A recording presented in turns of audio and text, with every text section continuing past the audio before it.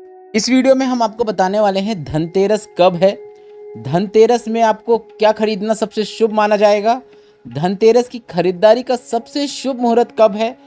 इसके साथ ही अकाल मृत्यु टालने के लिए धनतेरस में आपको कहां पर किस समय दीपक प्रज्वलित करना है।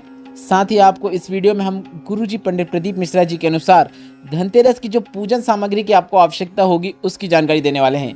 वीडियो बहुत उपयोगी है, धनतेरस से संबंधित है, जिसे आपको अंत तक अवश्य देखना है ताकि कोई भी उपयोगी जानकारी आपसे ना छूटे। बढ़ते हैं सबसे पहले सबसे विशेष जानकारी की ओर। धनतेरस कब है तो हम आपको बता दें, 2024 में धनतेरस 29 अक्टूबर सुबह 10:31 से शुरू हो रहा है, जो कि पूर्ण 30 अक्टूबर को दोपहर के 1:15 तक रहने वाला है। इसलिए धनतेरस का पर्व आपको 29 अक्टूबर 2024 को मनाना है। आशा करता हूँ धनतेरस कब मनाना है यह आपको समझ आ गया होगा। 29 अक्टूबर 2024 को धनतेरस का पर्व मनाया जाएगा। धनतेरस की पूजन का जो शुभ मुहूर्त है वह मुहूर्त गोधूली काल में, मतलब प्रदोष काल में, शाम के समय 6:31 से 8:31 के बीच रहने वाला है। अर्थात आपको इस वर्ष धनतेरस पूजन का जो समय मिलने वाला है वह अधिकतम 1 घंटा 42 मिनट मिलने वाला है। आपको शाम के 6:31 से 8:31 के बीच में पूजन कर लेना है। इस बात का आपको विशेष ध्यान रखना है। धनतेरस की पूजन का यह सबसे शुभ मुहूर्त है। अब हम बढ़ते हैं अगली विशेष जानकारी की ओर। धनतेरस में क्या खरीदना सबसे शुभ माना जाता है तो हम आपको बता दें, धनतेरस के दिन सोना, चांदी, बर्तन, झाड़ू, धनिया आदि खरीदना बहुत शुभ माना जाता है। धार्मिक मान्यताओं के अनुसार धनतेरस के दिन खरीदारी करने से धन में 13 गुना अधिक वृद्धि होती है। साथ ही इस दिन वाहन और जमीन या प्रॉपर्टी आदि चीज़ें भी आप खरीद सकते हैं या फिर उनका सौदा कर सकते हैं। आप बयाना दे सकते हैं कि हम यह प्रॉपर्टी ले रहे हैं या फिर हम यह गाड़ी ले रहे हैं। इस प्रकार से आप समझ गए होंगे कि धनतेरस में आपको क्या खरीदना सबसे शुभ माना जाता है। लोग बाग वर्ष भर धनतेरस का इंतजार करते हैं कि इस दिन हम कोई सामग्री खरीदें, क्योंकि धनतेरस के दिन कुछ भी आप खरीदते हैं तो उसकी हमेशा अधिकता ही होती है। अब बढ़ते हैं अगली विशेष जानकारी की ओर। धनतेरस की खरीदारी का सबसे शुभ मुहूर्त क्या है, क्योंकि अब हमने आपको पहले ही बता दिया है कि धनतेरस 29 अक्टूबर और 30 अक्टूबर को है, तो खरीदारी का जो शुभ मुहूर्त भी है वह भी 29 और 30 अक्टूबर को भी है। तो सबसे पहले तो हम आपको शुभ मुहूर्त बता देते हैं। धनतेरस की खरीदारी का शुभ मुहूर्त जो है वह 29 अक्टूबर को सुबह 6:31 से शुरू होगा। दिन भर शाम को, रात को शुभ मुहूर्त रहेगा। यह मुहूर्त अगले दिन सुबह 10:31 तक रहने वाला है। तो जो शुभ मुहूर्त है धनतेरस का खरीदारी का वह 29 अक्टूबर को सुबह 6:31 से 30 अक्टूबर को सुबह 10:31 तक रहने वाला है। इस योग में इस समय अगर आप खरीदारी करते हैं तो चीज़ों में 3 गुना अधिक वृद्धि हो जाती है, जिस भी चीज़ को आप खरीदते हैं। अब हम आपको धनतेरस के दिन का अभिजीत मुहूर्त बता देते हैं, क्योंकि इस दिन इस योग में खरीदारी करने का जो फल होता है वह उसका सबसे फलदायी माना जाता है, शुभकारी माना जाता है। तो धनतेरस के दिन खरीदारी का अभिजीत मुहूर्त जो है वह 29 अक्टूबर के दिन 11:42 से दोपहर के 12:27 तक का रहने वाला है। बढ़ते हैं अगली विशेष जानकारी की ओर। अकाल मृत्यु टालने के लिए धनतेरस के दिन आपको कहां पर दीपक लगाना है। हम आपको बता दें, भगवान धन्वंतरी की पूजा इस दिन की जाती है। इसके साथ ही दीपदान करने का भी बहुत अधिक महत्व होता है। साथ ही घर के मेन गेट में, छत में, नल के पास एक एक दीपक लगाया जाता है। अब कहाँ कहाँ दीपक लगाना है मैंने आपको बता दिया है। 3 जगह आपको इस दिन अवश्य दीपक लगाना है। बाकी जगह भी लगा सकते हैं, पर इन 3 जगह को आप बिल्कुल ना भूलें।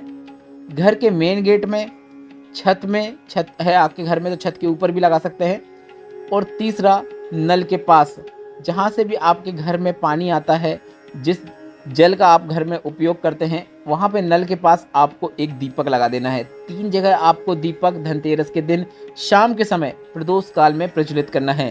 अब प्रदोष काल का समय अगर आपको नहीं पता है तो मैं आपको बता दूं, सूर्य अस्त के 45 मिनट पहले से लेके 45 मिनट बाद तक का समय प्रदोष काल कहलाता है। इसी बीच आपको अपने घर के मेन गेट में, छत में या फिर नल के पास आपको एक एक दीपक प्रज्वलित करना है। इन दीपकों में आप लंबी बाती का भी उपयोग कर सकते हैं। इसके साथ ही हम आपको बता दें, घर के बाहर जो आप दीपक प्रज्वलित करेंगे उन्हें आप दक्षिण दिशा की ओर मुंह करके प्रज्वलित करें। मान्यता है ऐसा करने से अकाल मृत्यु का भय नहीं रहता है। यह काफ़ी विशेष जानकारी है जिसे आपको इस दिन याद रखना बहुत आवश्यक है।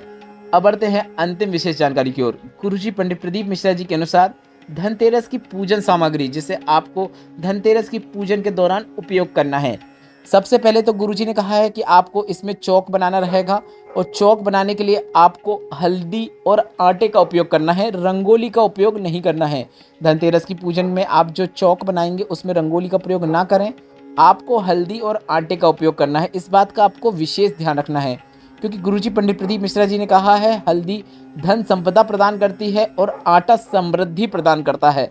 मतलब आपके घर में धन संपदा जो आएगी वह बढ़ती ही चली जाएगी।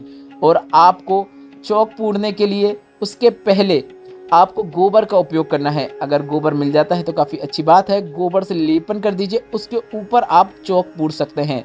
इसके बाद आपको थोड़े से गेहूं और चावल के दाने भी रख लेना है। साथ ही आपको एक चौकी की भी आवश्यकता होगी और चौकी के साथ साथ आपको लाल कपड़ा या लाल वस्त्र की आवश्यकता होगी जिसे हमें चौकी पे बिछाना होगा। इसके साथ ही थाली की आवश्यकता होगी जिसमें आप सामग्री रखेंगे और हमें कौन कौन सी थाली में सामग्री रखना है उसे भी आप ध्यान से सुन लीजिए। हल्दी, रोली, अबीर, गुलाल, मोली, चावल के पीले दाने जिसे आप हल्दी का उपयोग करते हुए पीले कर सकते हैं। कुछ दानों को आप पीले ना भी कीजिएगा, मतलब अक्षत चावल और पीले दाने चावल के। इसके साथ ही चांदी का सिक्का, अगर चांदी का सिक्का नहीं है तो आपके घर में जो भी सिक्का है 1 का, 2 का, 5 का, 10 का, उस सिक्के का भी आप उपयोग कर सकते हैं। नॉर्मल सिक्के का भी उपयोग कर सकते हैं अगर चांदी का सिक्का नहीं है तो। आपको इसके साथ ही आटे का दीपक बनाना है जिसमें आपको घी का उपयोग करना है।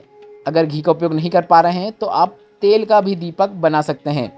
इसके साथ ही आपको 7 कमल गट्टे, 7 हल्दी की गांठें, साथ में अगर आपको अमर बेल मिल जाती है तो अमर बेल के 7 टुकड़े और कुछ मीठा आपको भोग के रूप में बना लेना है। आप मिश्री या फिर गुड़ को भी मीठे के रूप में ले सकते हैं। इतनी सामग्री की आवश्यकता तो गुरुजी पंडित प्रदीप मिश्रा जी ने दी है जिसे आपको इस धनतेरस में रखना ही है। पर इसके साथ ही आप अन्य जो सामग्री शामिल करना चाहते हैं वह भी आप शामिल कर सकते हैं। आप फल शामिल कर सकते हैं, पुष्प शामिल कर सकते हैं जिन्हें आप इस पूजन में अर्पित कर सकते हैं और अन्य सामग्रियां भी आप इस पूजन के दौरान शामिल कर सकते हैं। अभी हमने आपको पूजन सामग्री की जानकारी दी है, पर हम आने वाले वीडियो में आपको धनतेरस की पूजन करके भी बताएंगे, इसलिए चैनल को सब्सक्राइब करके वीडियो को लाइक करना मत भूलिएगा। श्री शिवाय नमस्तुभ्यम, हर हर महादेव।